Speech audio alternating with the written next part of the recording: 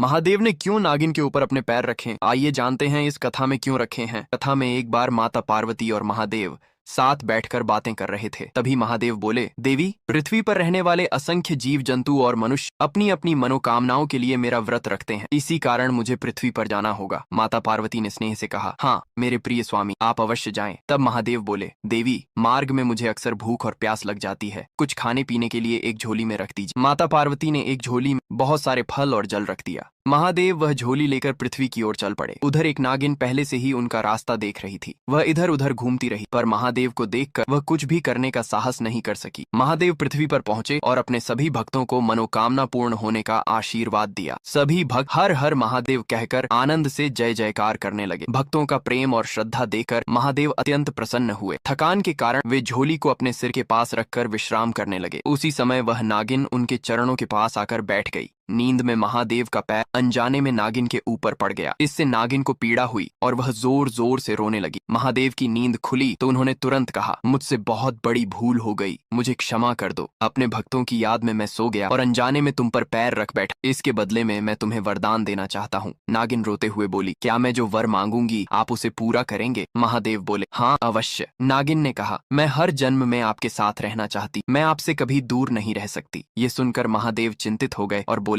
मेरी प्रिया देवी तुम्हें देखकर क्रोधित हो जाएंगी, वे बहुत शक्तिशाली हैं। नागिन बोली, आपने मुझे वरदान देने का वचन दिया है, फिर मैं आपसे अलग कैसे रह सकती हूँ? महादेव बोले, ठीक है, पर तुम्हें मेरी प्रिया देवी से छुपकर रहना होगा। तुम मेरी झोली में चली जाओ। नागिन झोली में चली गई और महादेव उसे लेकर कैलाश की ओर लौट चले। घर पहुंचकर माता पार्वती ने झोली एक ओर रख दी और महादेव से बातें करने लगी। कुछ समय बाद महादेव तपस्या के लिए चले गए। पीछे माता पार्वती घर की सफाई करने लगी। झाड़ू लगाते समय उन्होंने झोली को जोर से हिलाया, तभी उसमें से एक सांप बाहर गिर पड़ा। सांप को देखकर माता पार्वती क्रोधित हो गईं। उन्होंने झाड़ू से उसे पकड़ लिया। सांप कांपते हुए बोला, मुझे छोड़ दो, मैं अपने घर लौट जाऊंगा।